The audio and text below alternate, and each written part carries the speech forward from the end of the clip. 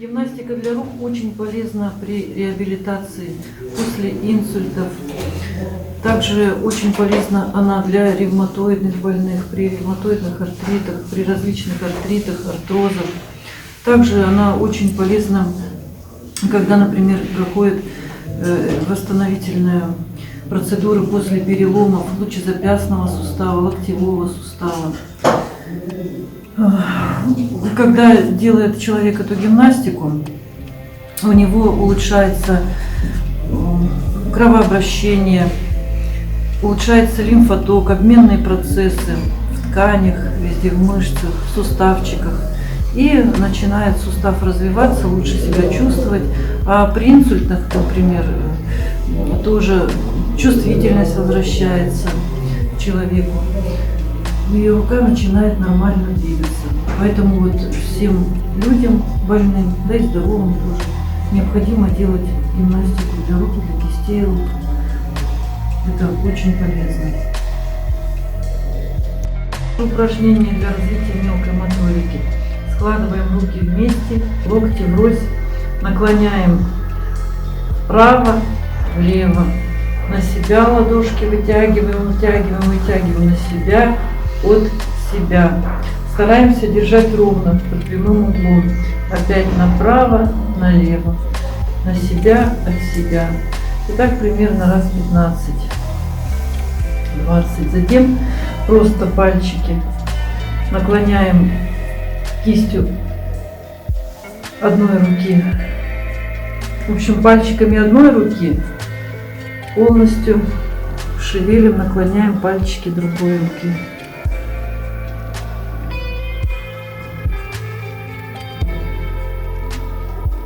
Развиваем суставчики. Также это повторяем где-то раз 15-20. Затем тоже упражнение для развития груди. Давим на ладошки, руки под прямым углом. Очень-очень сильно давим на ладошки. Стараемся держать локти ровно. И у нас получается напрягается грудная клетка. И расслабляем. На вдохе напрягаем, на выдохе расслабляем. Также упражнения повторяем по 10, 15 или 20 раз. Во сколько сил хватает. Также пробуем, например, если помощник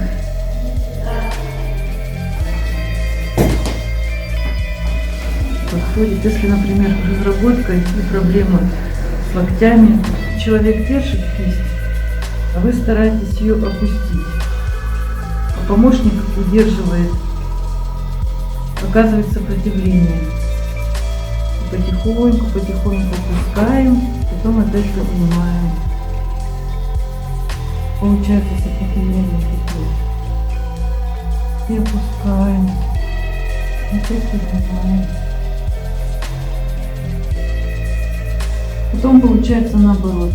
Вы держите кисть, если возможно. А помощник ваш старается, как будто бы хочет руку согнуть. И отпускаем. Опять с напряжением толкаем. И отпускаем. И тоже вот так вот раз по 20. Для пальчиков еще возможны такие упражнения. Нажимаем большим пальцем на мизинчик обоими руками и расправляем полностью.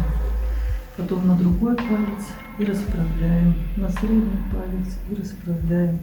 На указательный и расправляем. И также назад пошли. Указательный палец, средний, безымянный, мизинчик. Очень полезное упражнение.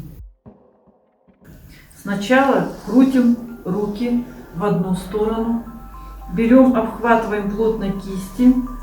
И если одна рука, например, не работает, при инсульте или плохо работает, тогда стараемся здоровой рукой раскручивать запястье больной руки.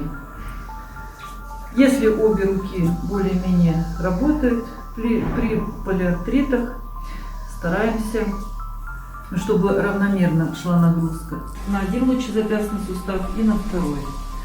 Так делаем примерно 10 раз в одну сторону, 10 раз в другую сторону. Втягиваем руки и стараемся соединить локоточки. Тянем, тянем, тянем. Выкручиваем руки в обратную сторону.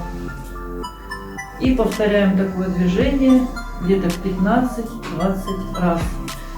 Опять же, если одна рука повреждена была пальчиками здоровой руки, стараемся очень-очень плотно зацепить пальчики больной руки. Делаем локти правой рукой левый локоть, левой рукой правый локоть. И делаем круговые движения 10 раз или 5, кому тяжело, в одну сторону. Стараемся повыше поднимать плечико и подальше протягивать локоть. И по возможности 5-10 раз в другую сторону. Так повторяем примерно 4 раза. В одну сторону 5 раз, в другую 5 раз, в одну 5 раз, в другую 5 раз, в одну 5 раз, в другую 5 раз.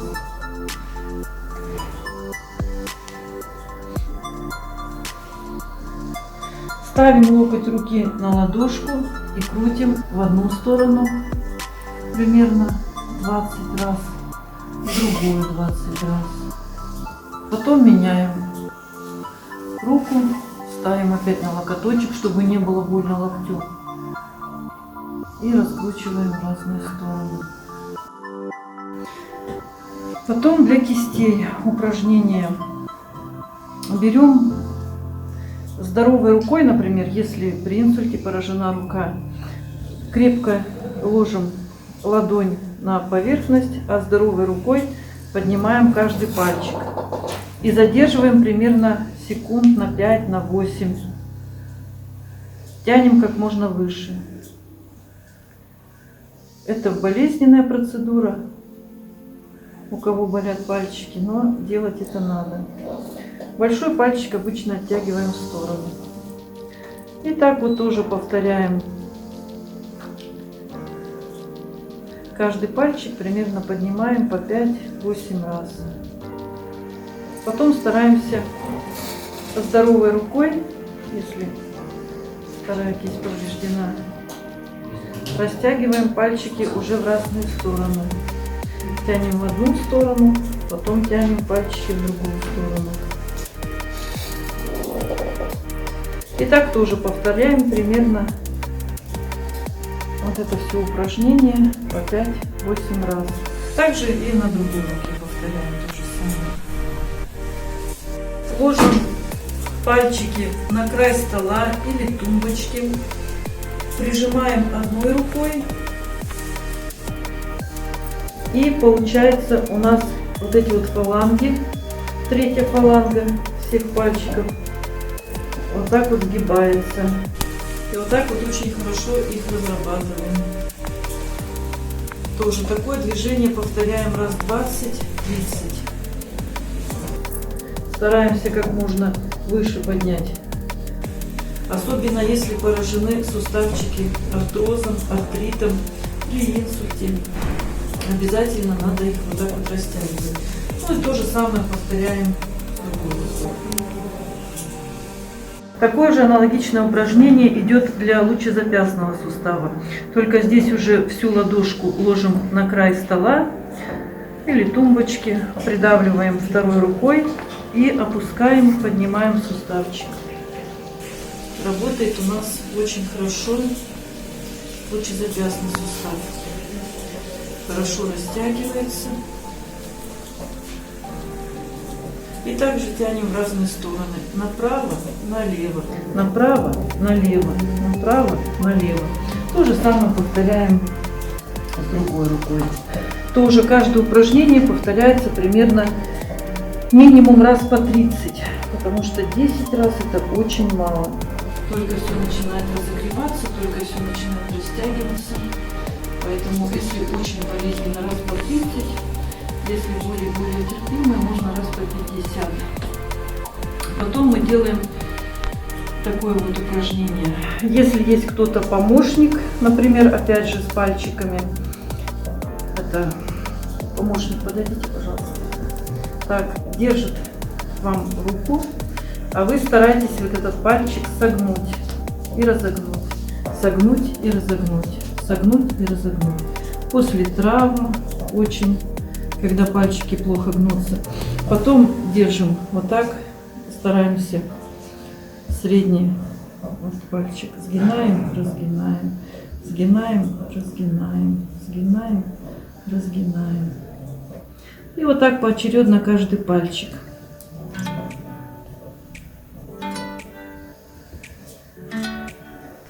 Потом также, если дома есть помощники, держит вам пальчик, а вы пытаетесь силой, с напряжением опустить его.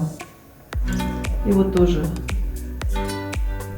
для здорового человека, конечно, это просто сделать, но если действительно проблемы с кистями, с пальчиками, даже бывает после переломов, когда опухает рука, когда пальчики плохо двигаются, иногда все проходит удачно.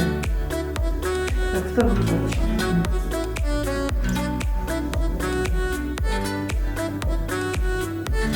В общем, вот так вот поняли. Вот так вот третий пальчик берем. И так на обоих руках. Но если, например, мы работаем если при переломах после травмы, то с одной рукой работаем с пальчиками. А если, например, после инсульта или при ревматоидном артрите, то работаем двумя руками. При инсульте одна рука, конечно, здоровая, но надо заниматься обязательно и с ней, так как когда занимаемся мы двумя руками, быстрее восстанавливается. Нету помощника, сами можете вот так вот одной рукой держать пальчик под напряжением, как будто мы хотим загнуть его назад, а пальчик сопротивляется и наклоняется к столу.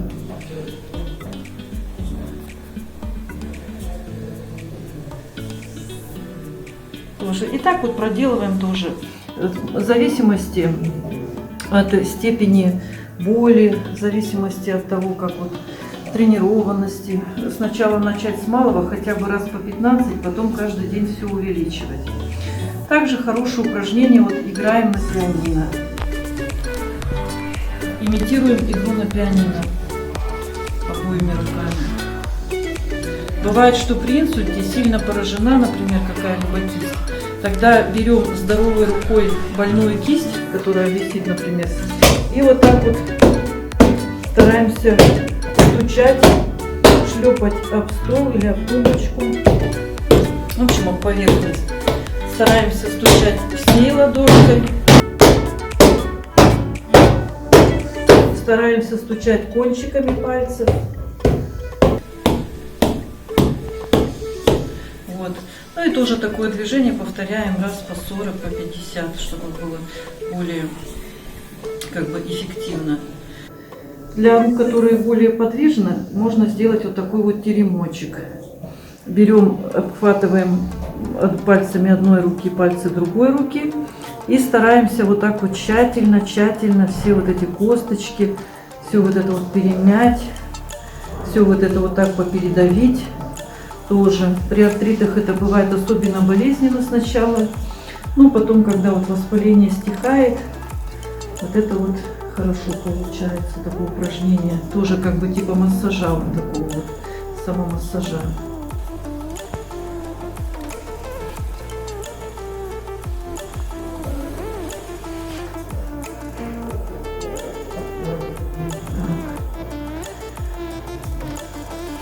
И вот потом, в принципе, с пальчиками вот такие упражнения. Потом делаем вот так вот паучок. Тоже вот так вот, как будто мы ползем, выкидываем пальчики. Ползем, выкидываем пальчики. Опять паучок лапки под себя собирает и выкидывает. Лапки под себя собирает и выкидывает. Но это опять же при артритах, после переломов, потому что при инсульте такое упражнение сначала сделать трудно, это уже более, когда рука восстановится, уже потом можно сделать это упражнение. И также вот такие вот волны мы делаем. Потом мы сжимаем кулачки очень-очень-очень сильно, чтобы напряглись. И вот так вот стряхиваем с себя, как будто мы стряхиваем с себя болезнь, там, энергию патологическую. Это очень хорошее упражнение. Очень хорошо открываются капилляры в пальчиках и расслабляются пальчики после зарядки. Ну, вот такие вот упражнения для кистей. Очень хорошо рисовать. Даже брать, пытаться, если рука уже более-менее, если кулачок уже сжимается как-то, брать хоть что, писать, рисовать, раскрашивать, для детей брать эти вот раскрашки, раскрашивать вот больной рукой. Очень хорошо развивает руку. Стирать мелочь дома, пытаться, если хоть немножко надержит. Там носочки, какие-то платочки, что-то такое. Лепить пластилин очень хорошо. Брать прям детский пластилин, вот пытаться, там что получится там из этого пластилина. Ну, вот стараться как-то вот так помаленьку. И постепенно будет восстанавливаться деятельность руки. Ну, конечно же, для начала, даже если есть кто-то дома помогает или кто-то, хорошо очень прокрутить плечевой сустав. Вот так вот, ну как, например, 20 раз в одну сторону, 20 в другую, 20 в одну, 20 в другую. Если есть кто-то дома, поможет прокрутить, если кому-то очень тяжело, чтобы кровообращение отсюда пошло в кисть. Ну, вот так вот все для рук. Зарядочка.